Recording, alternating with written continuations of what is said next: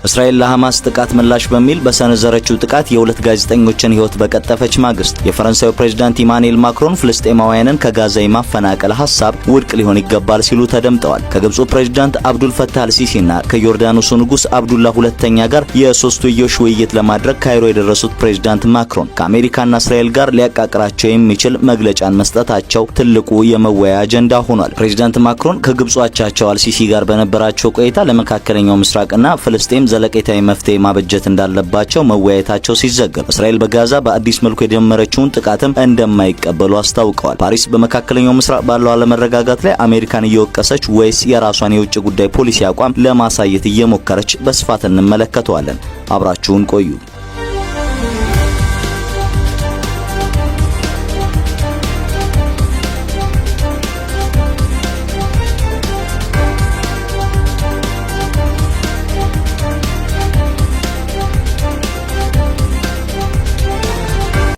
لا إله إلا الله لا إله إلا الله لا إله إلا الله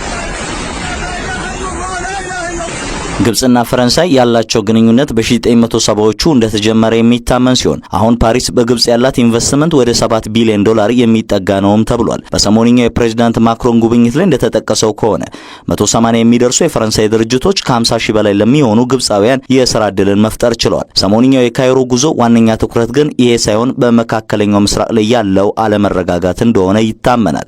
በዛሬው ዕለት በአሊ ታህዲያ ቤተመንግስት በነበረው መግለጫ ታዲያ በጋዛ ሰርጥ ያለውን አሳዛኝ ሁኔታ ተመልክተናል።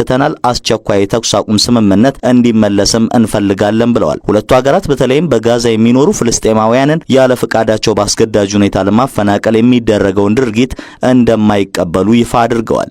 እንዲህ ያሉ ድርጊቶች ዓለም አቀፍ ሕጎችን የሚጥሱና ቀጠናውን ለተጨማሪ ትርምስ የሚመሩ ናቸው ብለው እንደሚያምኑ አሳውቀዋል። ባለፈው ዓመት የካቲት ወር ላይ ሁለቱ ፕሬዝዳንቶች ከቀጠናው ሰላም ጋር በተያያዘ የስልክ ውይይት ማድረጋቸው የሚታወስ ሲሆን የግብፁ ፕሬዝዳንት አልሲሲ ለፈረንሳዩ አቻቸው ማክሮን በፍልስጤም ዜጎች ላይ እየተፈጸመ ያለውን የትኛውንም አይነት ኢሰብአዊ ድርጊት እንዲያወግዙ ጥሪያቸውን አቅርበው ነበር። በጋዛ የተኩስ አቁም ስምምነት እንዲደረግ እፈልጋለሁ እያለች የምትገኘው ፓሪስ ፍልስጤማውያንን በአስገዳጅ ሁኔታ ማፈናቀል ሳይሆን በራሳቸው ግዛት ራሳቸው በመረጡት መሪ እንዲመሩ መብት ልንሰጣቸው ነው የሚገባው የሚል አቋሟን ይፋ አድርጋለች። እንዲያም ቢሆን ግን እስራኤል ለእንዲህ አይነቱ ውይይቶች ቦታ ያላት አትመስልም። ትናንት ምሽቱን ከባድ የተባለ የሮኬት ጥቃት ስታደርስ አምሽታለች።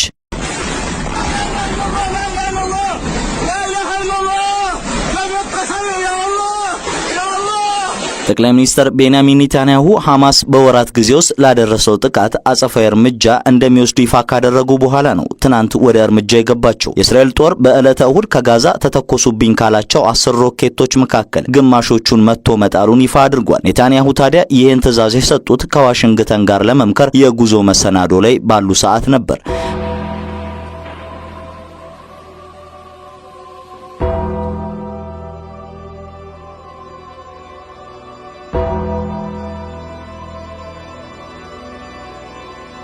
በጋዛ የሚገኘው የጤና ጥበቃ ሚኒስቴር በበኩሉ ጋዜጠኞች ህፃናትና ሴቶችን ጨምሮ ከማለዳው ጀምሮ ከ50 በላይ ሰዎች ህይወታቸውን ማጣታቸውን ይፋ አድርጓል። ስለ ሰብአዊነት ለሰከንዶች ግድ ሰጥቷት የማታውቀው ቴል አቪቭ በደቡባዊ ጋዛ በካን ዩኒስ የሀገር ውስጥ ሚዲያዎች በሚጠቀሙበት ድንኳን ላይ የአየር ድብደባ ያደረሰች ሲሆን 2 ጋዜጠኞችን ገድላ 9ን ማቁሰሏን የሐማስ መንግስት ሚዲያ ቢሮና የፍልስጤም ጋዜጠኞች ማህበር ተናግረዋል። የጋዜጠኞች ማህበሩ የተባበሩት መንግስታት ጣልቃ ገብቶ እልቂቱን እንዲያስቆምም ጥያቄ አቅርቧል።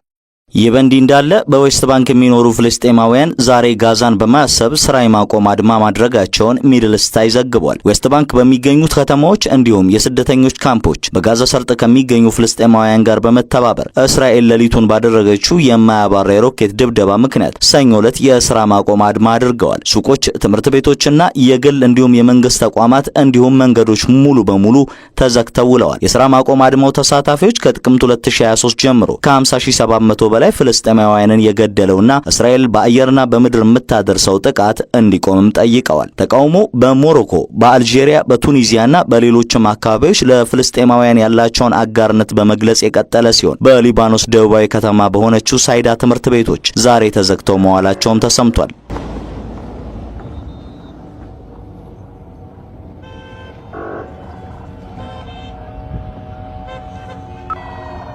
ታዲያ የእስራኤል ርኅራኄ የለሽ የአየር ላይ ድብደባ በቀጠለበት በዚህ ሰዓት ነው የሶስትዮሽ ንግግር ለማድረግ ካይሮ የሚገኙት ፕሬዝዳንት ኢማኑኤል ማክሮን የትኛውንም ኢሰብአዊ የሆነ ድርጊት እንደማይቀበሉ ያሳወቁት። ማክሮን በጋዜጣዊ መግለጫው ላይ ባደረጉት ንግግር የእስራኤል የጋዛ ጥቃትን እንደ አዲስ መጀመርን አውግዘዋል። የተኩስ አቁም ስምምነቱን ማክበር እንዲሁም በጋዛ ያሉ ታጋቾችን በተቻለ ፍጥነት መፍታትና ወደ ድርድር መመለስ ያስፈልጋል ብለው እንደሚያምኑም ገልጸዋል። ፈረንሳይ ለጋዛ መልሶ ግንባታ እቅድ ድጋፏን እንደምትሰጥም አሳውቃለች። ፕሬዝዳንቱ ይህንን ካሉ በኋላ ግን ከጦርነቱ ማብቃት በኋላ ከሐማስ ነጻ የሆነችውን በህዝብ በተመረጡ መሪዎቿ የምትተዳደር ጋዛን ለማየት እንደሚሹም ጠቁመዋል። ሐማስ በዚህ አስተዳደር ውስጥ ምንም አይነት ሚና አይኖረውም እና ለእስራኤል ስጋት መሆንም የለበትም ብለዋል። ይህ የፕሬዝዳንት ማክሮን ንግግር ፓሪስ በአሜሪካም ሆነ በእስራኤል ጥርስ ያስነክስባት ይሆን የሚል ጥያቄ ማስነሳቱ ግን አልቀረም። ፓሪስ የፍልስጤማውያንን መፈናቀል አለመቀበሏና እስራኤል እየፈጸመች ያለችውን ጥቃት ማውገዟ ምናልባት ከሌሎች ሀገራት ጋር ያላትን ዲፕሎማሲያዊ ግንኙነት ወደ መቃቃር ያመጣል ተብሎ አይታሰብም። ፈረንሳይ ከእስራኤልና ከአሜሪካ ጋር ተቃርኖ ውስጥ ትገባለች ከማለት ይልቅ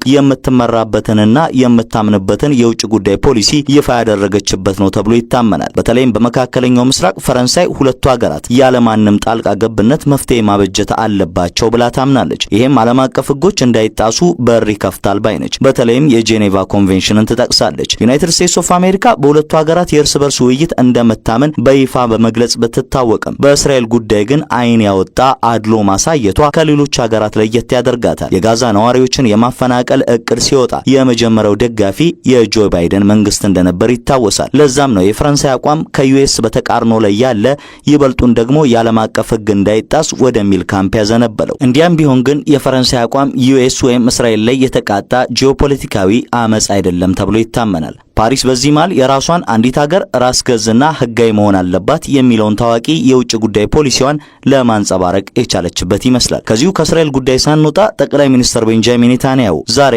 ከዋሽንግተን አቻቸው ዶናልድ ትራምፕ ጋር ውይይት ያደርጋሉ። ታዲያ በግንኙነታቸው ወቅትም ሀያላኑን ሀገራት እያስቆጣ በሚገኘው ሰሞንኛው የፕሬዝዳንት ትራምፕ ቀረጥ ላይና በመካከለኛው ምስራቅ ባለው አለመረጋጋት ላይ ይወያያሉ ተብሏል። የጂኦፖለቲካዊ ጉዳዮች ላይ ግን ሰፊ ሰዓት እንደሚወስዱ ይጠበቃል። በተለይም በጋዛ ያለው ጦርነት፣ ሰሞንኛው የዋሽንግተን ቴሄራን ውጥረት፣ የቴል አቪቭ አንካራ ግንኙነት እንዲሁም የዓለም አቀፉ የጦር ወንጀለኞች ፍርድ ቤት ክስ በኔታንያሁ ላይ እነዚህ አበይት የመወያ አጀንዳዎች እንደሚሆኑ ይጠበቃል። በካይሮና በዋሽንግተን የሚደረጉ ሁለቱ ስብሰባዎች አዲስ ነገር ይዘው መምጣታቸው አይቀርም። ምናልባት ሰላም ያዘለ አዲስ ተስፋ።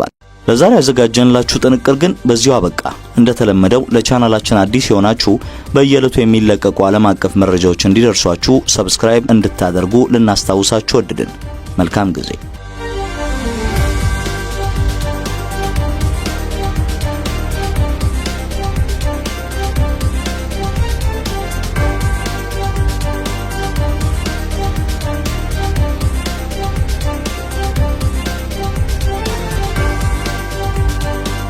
The Ukrainians and the Americans have to accept the fact that Ukraine cannot be in NATO. Putin has made it clear. Hurrah! Hurrah! Hurrah! Hurrah! Hurrah! Hurrah! Hurrah! Hurrah! Hurrah! Hurrah!